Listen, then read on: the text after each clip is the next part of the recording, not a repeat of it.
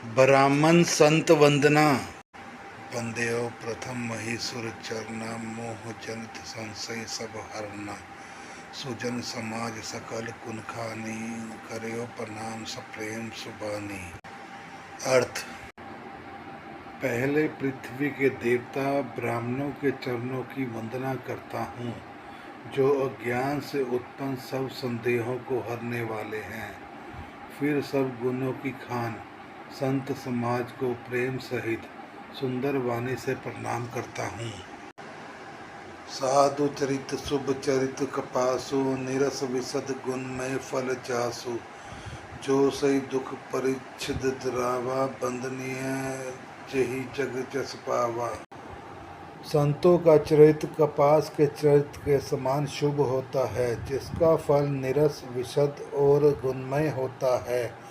पाप रूपी अंधकार से रहित होता है, इसलिए वह जाने संत स्वयं दुख सहकर दूसरों के छिदों दोषों की ढकता है, जिसके कारण उसने जगत में वंदनीय यश प्राप्त किया है। मुद मंगल में संत समाजू। जो जग जन्म तीर्थ राजू। राम भक्ति जय सुरसरी धारा। सरसई ब्रह्म विचार प्रचारा। संतों का समाज आनंद और कल्याण में है, जो जगत में चलता फिरता तीर्थ है। जहाँ उस संत समाज रूपी प्रयागराज में राम भक्ति रूपी गंगा जल की धारा है और ब्रह्म विचार का प्रचार सरस्वती जी है। विधि निदेश में कलिमल हरनी। करम कथा रविनंदनी भरनी। हरिहर कथा विराजति बेनी। सुनत सकल मुद मंगल देनी। विधि और निषेध, यह करो यह ना करो रूपी कर्मों की कथा कलयुग के पापों को हरने वाली सूर्य तनया यमुना जी हैं और भगवान विष्णु और शंकर जी की कथाएं त्रिवेणी रूप से सुशोभित हैं, जो सुनते ही सब आनंद और कल्याणों को देने वाली हैं। बटु विश्वास अचल निज धर्मा। तीरथ राज समाज सुकर्मा। सभी सुलभ सब दिन सब देसा। सेवत सादर समन कलेसा। उस संत समाज रूपी प्रयाग में अपने धर्म में जो अटल विश्वास है, वह अक्षय वट है और शुभ कर्म ही सब तीर्थ राज का समाज है।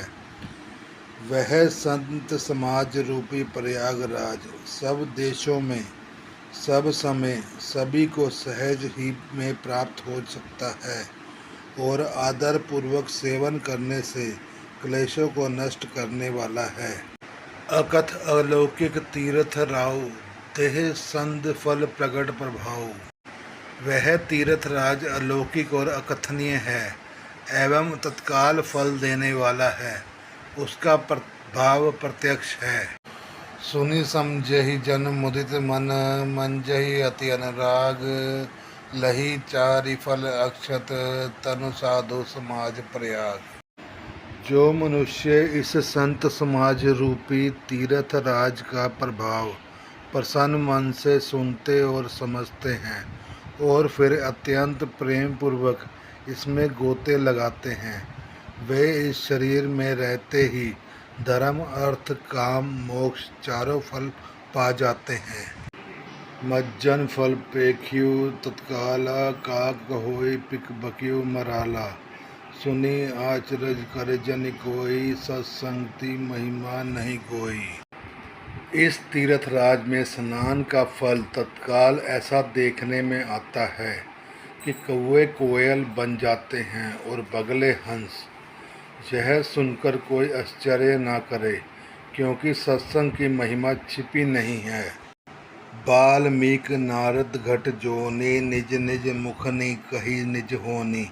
जलचर थलचर नवचर नाना। जे जड़ चेतन जीव जहाना। वाल्मीकि जी, नारद जी और अगस्त्य जी ने अपने अपने मुखों से अपनी होनी कही है।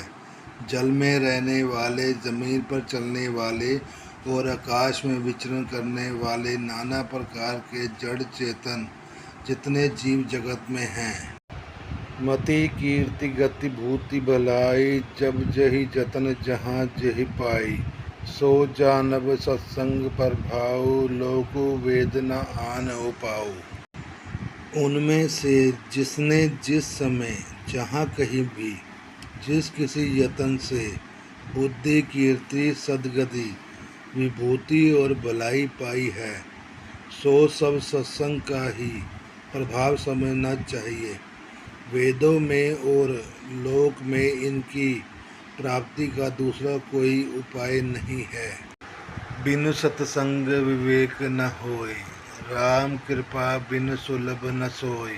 सत्संगत मुद मंगल मूला, सोई फल सिद्धि सब साधन फूला। सत्संग के बिना विवेक नहीं होता और श्री राम जी की कृपा के बिना वह सत्संग सहज में मिलता नहीं। सत्संगति आनंद और कल्याण की जड़ है।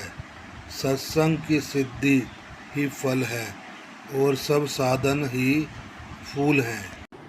सठ सुधर ही सत्संगति पाई, पारस परम को घात सुहाई। विधि बस सुजन कुसंगत पर ही, फनि मनि सम निज गुण अनुसर ही।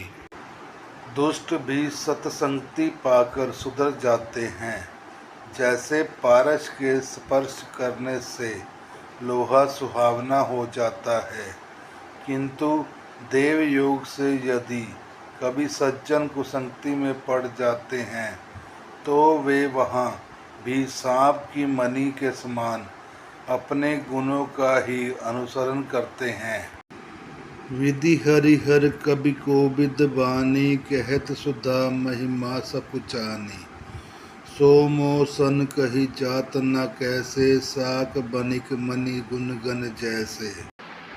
ब्रह्मा विष्णु शिव कवि और पंडितों की वाणी भी संत महिमा का वर्णन करने में सकुचाती है। वह मुझसे किस प्रकार नहीं कही जाती।